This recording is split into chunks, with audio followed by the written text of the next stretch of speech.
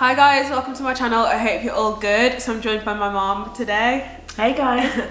So we're actually just finishing off our 8-bed HMO renovation finally, and we're just preparing it for renting really. So I thought I'd just come and do a video to talk about like some of the things that we're preparing and the different things that we've got to do to get it ready for the tenants. The to-do list.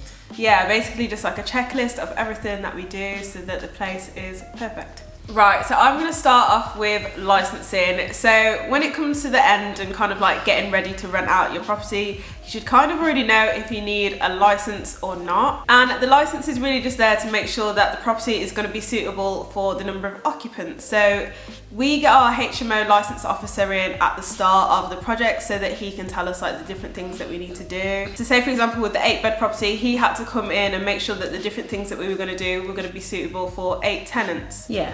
So, and in terms of filling in the license application itself, I mean, it's a really long process. That's the thing that I would say. So just like set aside plenty of time to actually physically do that.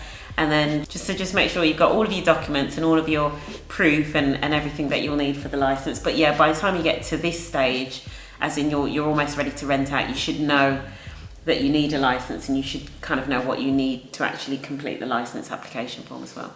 Yeah, so you don't want to be leaving it to the end, but I just thought I'd mention it anyway, you know, just in case. So yeah. They take ages. They take it because it's a lot of information that they need in them. So yeah. Yeah, definitely. But the license, there's just like a lot of safety requirements in there. So it goes through things like fire safety, room sizes, etc. I did do a video all about HMO licensing, so make sure you check it out. Anything more to say on licensing?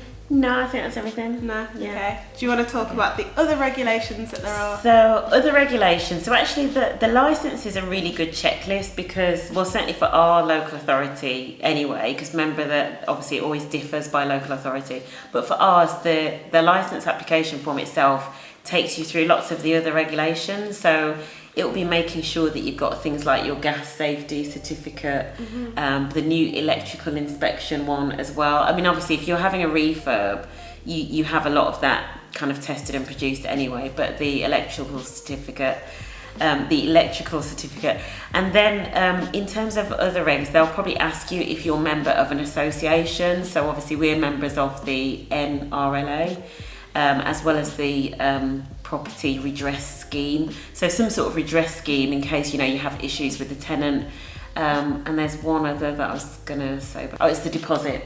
So the other one is like around, depending on what you do with deposits, but just I think they ask you some questions around just making sure that you're compliant with how you treat deposits. So those are just the bits of regs that you've got to think about if you are, because it's a HMO. I know that when you are renting a property and it's a single let, you have to provide an EPC, but when it's a HMO, you don't actually have to provide an updated EPC. So that's kind of it really in terms of regs. Cool. Okay, so one thing that I think is definitely really important is decorating the property to a high standard. Like, I think that the standard for HMOs has really stepped up recently. There's a lot of people that are doing amazing things with HMOs, like you just see it all over Instagram. So if you check out, say for example, B Space on Instagram, her HMOs look incredible. They literally look like hotels, and I feel like that is where the standard for HMOs is going.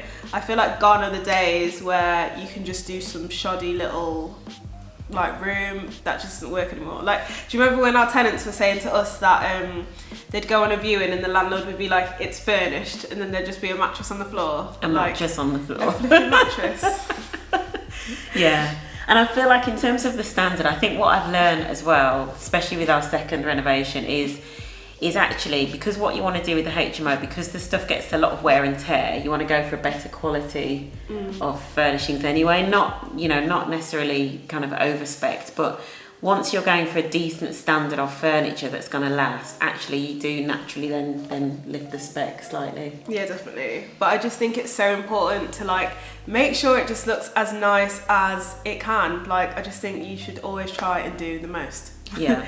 And I think, because I was saying to you the other day, wasn't I, about like, when people say that an area is saturated, I kind of think sometimes you've got to look into the area, and if it's saturated with bad HMOs that are poorly decorated, then actually you've got an opportunity to go in, because you can just say like, well, I can decorate mine way better than the other ones, so you've already got like an edge compared to everyone else. So yeah. I think that's such a good point. I do. Even like, you know, when you think about Article 4 areas that have already got, you know, lots of, particularly say for example, lots of student properties, you know, we just know that the standard generally hasn't been where it needs to be. So I think you're absolutely right. You know, people shouldn't necessarily be put off by saturated. They need to kind of go and investigate and look for those niche markets, or look to kind of up the game and raise the standard, because it really does make a difference. Yeah, 100%. Yeah. 100%. So the next point then, in terms of, I guess, the checklist for getting ready, is whether you're going to manage the property yourself, or whether you're going to get an estate agent. Now, so we've always managed our first HMO ourselves, and we're planning to do the same with the second one. I think something that I learned, certainly when we were doing SA, and we were, I guess, and that was rent to SA, and so we understood what it was like to kind of go through a letting agent and the value that they do or don't provide. I just couldn't see how it was beneficial, because actually I knew that when there were some issues wrong, they still had to go back to the landlord. So I'm kind of like, well, if you have to go back to the landlord anyway, as a landlord, you might as well just take the management on yourself. So, I mean, obviously we do have a virtual assistant, so we use a VA that does a lot of the admin and the paperwork. When I say paperwork, it's all electronic signature, but for us it's just better value if we manage it ourselves. Yeah, definitely. And managing the relationship with the tenants, making sure that the tenants are happy. I think it's difficult to do that when you're doing it through a third party. Yeah, I definitely feel with our old landlord, when we did rent to service accommodation, like having to deal with them, like I just felt like they didn't care about us, like at all. And like, say like, it was coming like towards the end when like my dishwasher was broken for however long, and it's like they just didn't even care. They just did not care. The estate agent or the landlord?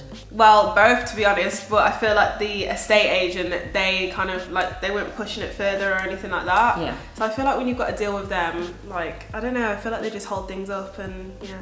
Yeah, if you leave it to, and you know, obviously a lot of investors do want to be hands off, so they do leave it to an agent, and especially if you've got a really big portfolio. But just bear in mind that the quality that your tenants are going to receive in terms of responsiveness and all of those things is only as good as the person on the phone. And I'm not therefore saying that you do have to do everything yourself, but certainly for us, with a very small portfolio, and we're never planning to have hundreds of HMOs ever. So for us, it just makes sense to manage it ourselves. And we're quite fortunate that because all of our trades are really local, like really, really local to the property, as in within half a mile, it's actually quite easy to manage and maintain. Yeah, definitely. Yeah. But I definitely think if it's your business, like you want to know that your tenants are getting like the best service if they're ever in a dilemma kind of thing. So, yeah. So I think it's also really important to work out what the communication procedure with your tenants is going to be. So we are in a group chat with our tenants, and our virtual assistant's in there, and our builder, and is the electrician as well. I think he was at one point, I'm not sure he is now. So basically, if they ever have any problems, so say for example, if there was a leak, then they can put it in the group chat, and then the builder will see it, and then we'll also see it. So then the builder, to be fair, our builder is really good. So if he sees something, he will just go down and sort it out, like behind our back. So we've got it set up quite good in that sense. So yeah, we communicate with our tenants through WhatsApp. We are going to start trying this other platform called Coho, and I think we'll be able to like communicate with the tenants through that, and like they'll be able to report things through that. So we're going to try it out, but I'll definitely let you guys know how it goes, because I think you can arrange viewings in there and things like that, so I'll let you know. But yeah. And also calling the tenants every now and then, you know, just to see how things are, and popping in every now and then. Obviously I'm lucky because I'm quite local. Yeah. But just to kind of keep things amicable, and also for us as well, because it's some of it with our tenants in particular, we know that they're away from home.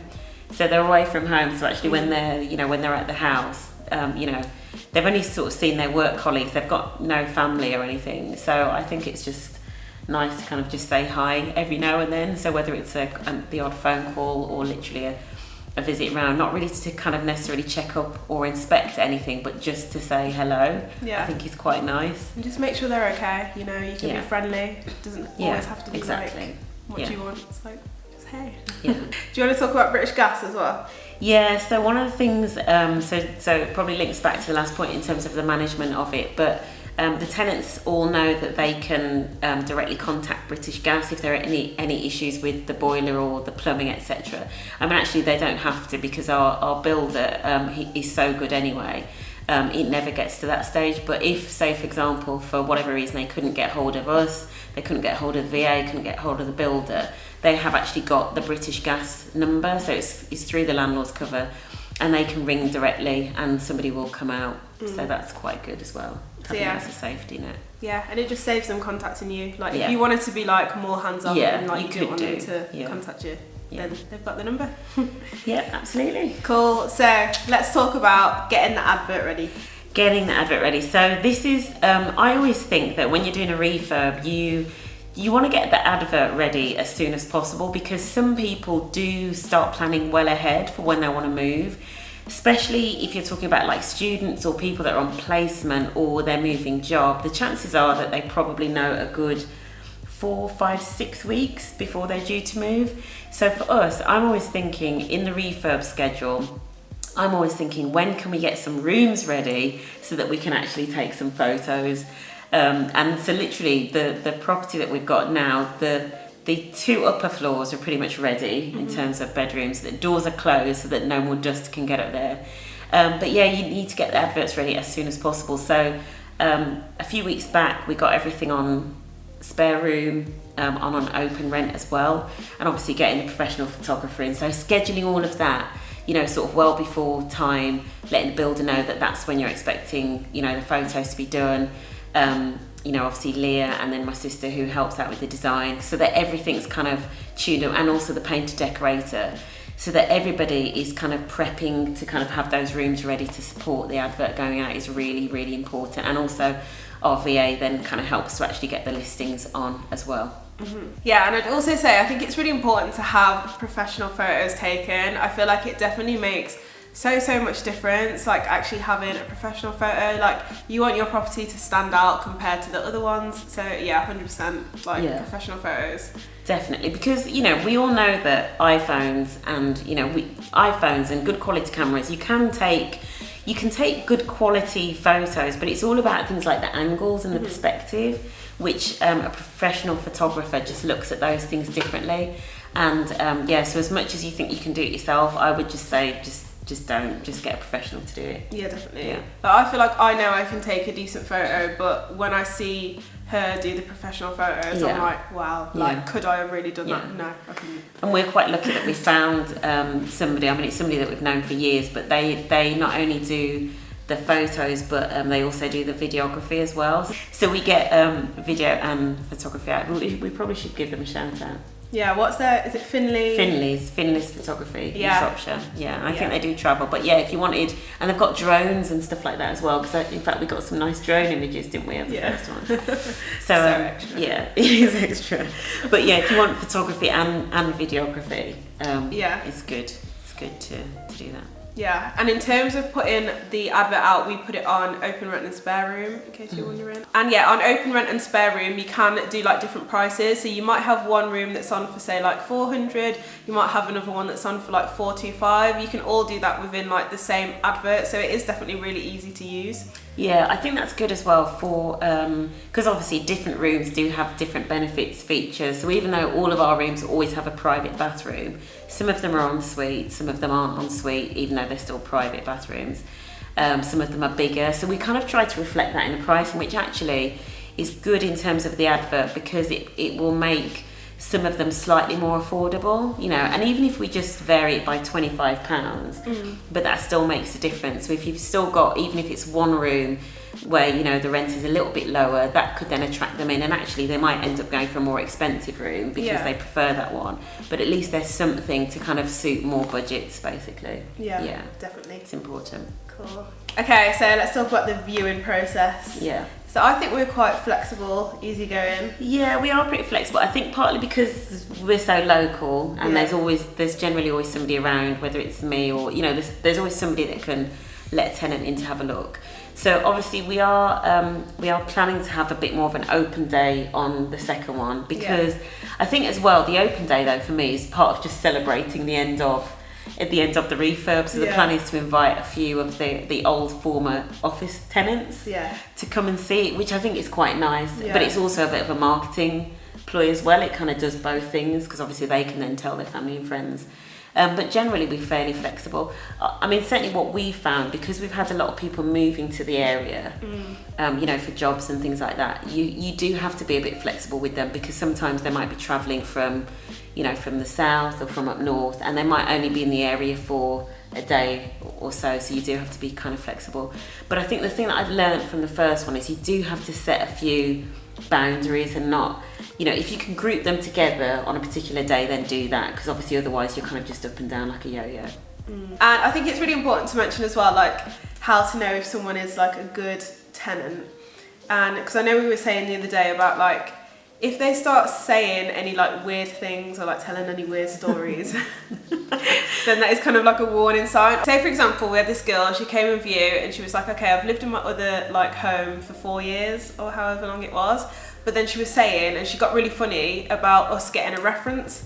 So we're kind of thinking, well, if you've lived there for 4 years, what is the problem? So I feel like that is kind of like a warning sign. So I think when you're on the viewings, it's definitely important to like look out for any potential red flags. Like even if they say things like, I've just got to get the money off this person, things like that. Any little stories like that, be careful. And I feel like we learnt this from serviced accommodation, because when they start telling funny stories, it's just a no. It's just honestly a no. I know that if Celia, our VA, is watching this, I know she'll 100% agree with you, Leah, because, and in fact that's a bit of an advantage for us, because obviously, you know, say for example if I've done the viewing, then they've still got to go through Celia, you know, so they've still got to have that call with her, and if she picks up on anything that doesn't quite sit right, she will flag it, and so it's almost like they go through two kind of humans sort of vetting them. And I think you're absolutely right in terms of just trust your gut, because if your gut tells you that something is off, or they're telling you pork is, don't go there. It was interesting, the one I remember that in the first house, because when it was still at building site, we had 2 people view, and they were both quite keen to go for the rooms actually. And I couldn't get back in time. I can't remember where I was, but our builder actually did the viewing. And he then sort of reported back and said, I didn't like that one, I like that one. And he was spot on, and she was one of our loveliest tenants. She's only just moved out. But he was absolutely spot on. And sometimes you do have to trust your gut. Yeah, definitely. You have to trust your gut. Like if you ever feel like anything's off, then it probably is off. Like, I mean, personally, that's what I think. Maybe I'm a bit of a savage. You're absolutely right. You're right. Yeah. Okay. So the next one that we're going to go on to is documents. Paperwork. I hate paperwork personally. Even though I'm an accountant, paperwork is sort of the bane of my life. Maybe that's why I don't like paperwork. Yeah. So I mean, a lot of the stuff that we do, anything that tenant needs to sign anyway, is we use DocuSign. So this is something that we set up when we were doing the last one, because otherwise it's lots of copies of documents. So we use DocuSign, so that's all electronic. But we have obviously we have like an application form when somebody actually wants to rent something, and then once they've filled that in, if they want to reserve it, so if they don't want to sign the paperwork really quickly, or they want to make sure they've got the room, we ask them for a week's rent of the first month, and then obviously it comes off the first month's rent. In terms of documents, then our virtual assistant Celia really deals with all of that. So she'll collect the necessary references in terms of employers, and then there's all of the right to rent stuff that you have to collect, all of the passport, everything. All of that you can find online on like the government websites. And then in terms of documents that you have to get ready for when the tenant moves in, you have to show them things like the gas safety certificate. And you also have to give them a copy of, or point them to a copy of the How to Rent, which again, that's a government document that you have to give them, or at least sort of point them to, which basically recaps all of their rights as tenants. So that's something that you have to do. So yeah, when we have a tenant moving in, it's kind of there's almost like a mini checklist that you have to go through of all of the stuff. And one of the other things as well is the inventory, which I know you can get companies that will come in and do this, but you can do obviously if you want to. Obviously what we do, I think we've got the inventory written down. It tends to be pretty standard. And if you'd have seen in one of Leah's previous videos on the hall, you'll see that we have things like, for example, different coloured kitchenware for each tenant.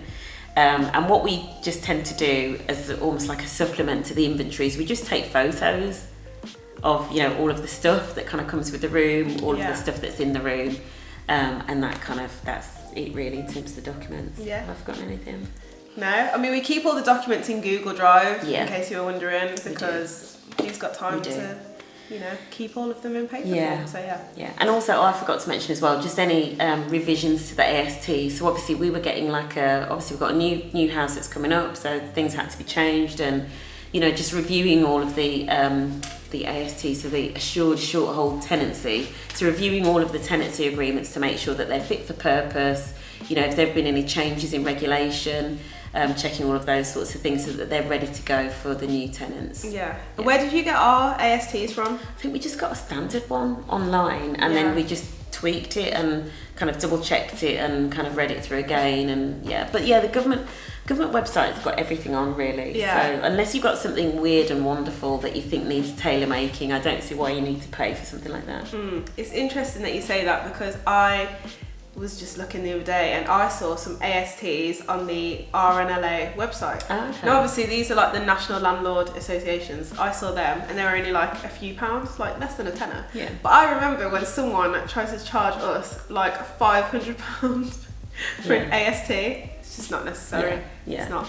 And obviously, you know, if somebody, I think the only reason that you would pay, you know, as I said, is if there's something specialist. So if you're, you know, maybe if you're doing something that's more like, say, supported housing or something, you know, something that's quite niche and quite wacky and weird, or, you know, maybe if you're doing licensing or something. I don't know whether you can get licensing agreements. Obviously we don't, we just use ASTs. Yeah. But yeah, a bog standard AST, it's online. You just need to be really thorough.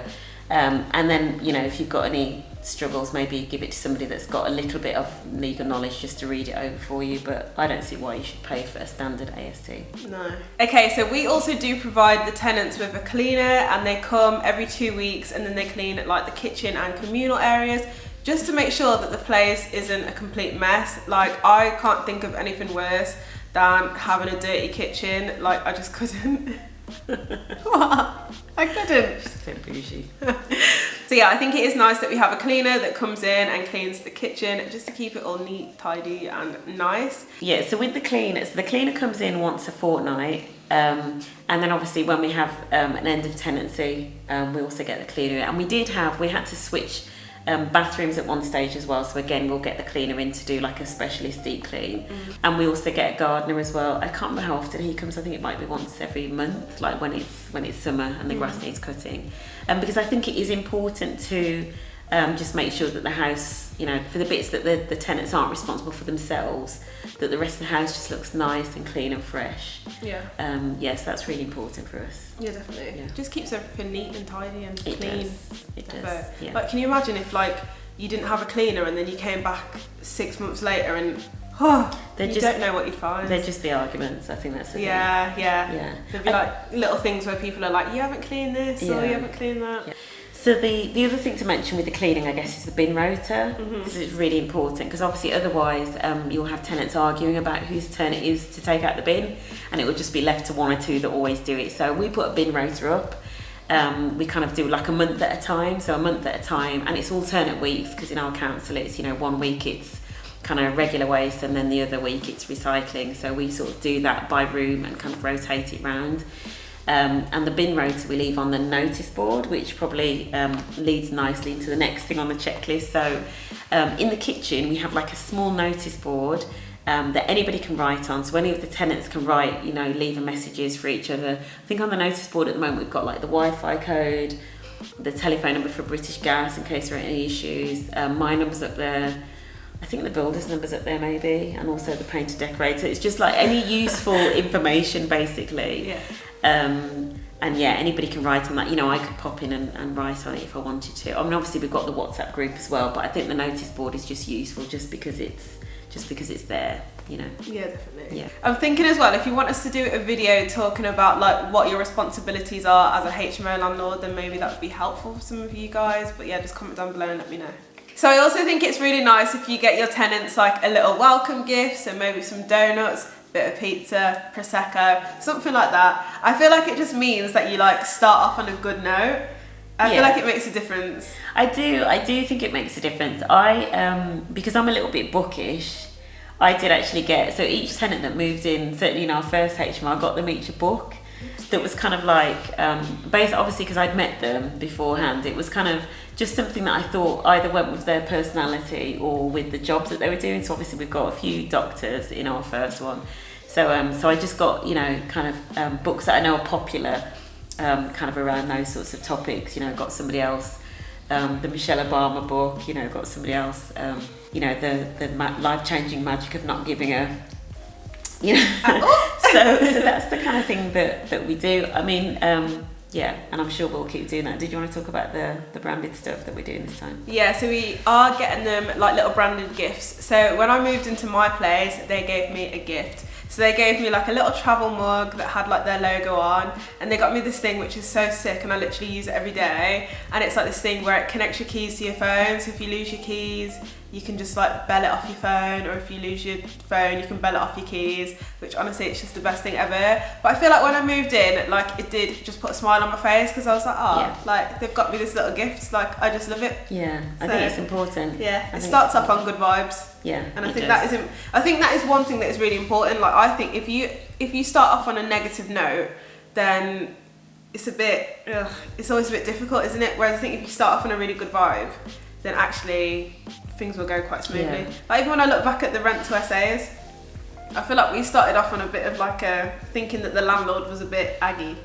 And I feel like that continued all the way through. Yeah, it did. Whereas I think if we were on a positive note and we were like, oh my god, the landlord's amazing, we'd have looked at things differently. Yeah, and that's not to say that, you're kind of like blurring the lines necessarily in terms of, between tenant and landlord. But at the end of the day, if you're having people come to stay in your house, there's no reason why you wouldn't want to kind of to build a good sort of working relationship, so that they feel comfortable coming to you with any issues, and you seem really approachable and friendly, even though they know that therefore they're not necessarily going to take the mic, but but just that you're human at the end of the day. And something like that, a gift, and we're not talking about things that are expensive, but like a book from Tesco is like a few pounds, like literally. And the effect that has is much greater than that few pounds. It really is worth doing. Yeah, definitely. Because I feel then that people are sort of more respectful of you and of the house and everything, And I think you have to remember, and I'm sure that you guys aren't like this, but like you have to remember that your tenants are just normal human people. They're not just like people who bring cash into your pocket. They are humans as well. Yeah. So you have to treat them accordingly. I feel like it's nice as well because they're kind of all my age-ish, our tenants, maybe a little bit older. I feel like you and we treat them as if they're like me, or as if they're like my friends, if that makes sense. Yeah. I feel like with all our properties, we would never create something that like I wouldn't want to live in, if that makes sense. So I feel like you have to be really comfortable that you would be happy in that situation, and you'll just be a good landlord. I think that's a really good point. I do. I think if you treat your tenants, if you choose your tenants wisely, right, but then if you treat your tenants as you would want to treat a family member, I think that's a good rule of thumb. I know some people might think that sounds extreme, but actually it's not. And even if they step out of line, you would still take action in the same way that you would if it's a family member. But I think if you treat them as though they're a family member, I think you'd be very surprised. I think people would generally have kind of better behaved tenants. Obviously you've got to choose wisely to start. But we just really have never had any major issues. Maybe we've been lucky so far. Maybe we're quite early in our journey. And I know it's not all kind of rainbows and unicorns, but yeah. But they have all been fine. But thank you guys so much for watching. If there's any other videos you want me to see, then just let me know in the comments. Make sure you give this video a big thumbs up, and thank you for coming back on my channel. I know it's been a hot minute since you've been on. In fact, no, you're on the IKEA one the other day. Oh, accidentally. So actually in the last video you were on. But it's like a long time since we did like a sit down thing. Cool. But yeah. No, thank you for having me. That's alright. But make sure you subscribe so you don't miss anything, and obviously the renovation is going to be finished soon, so keep your eyes peeled for that. But again, thank you so much for watching, and I'll see you next time. Bye. Hey guys. Can we just start again? What do I need to be looking at? That, yeah, and not that? Yeah, don't look at Okay. Right, so I'm going to start... Right.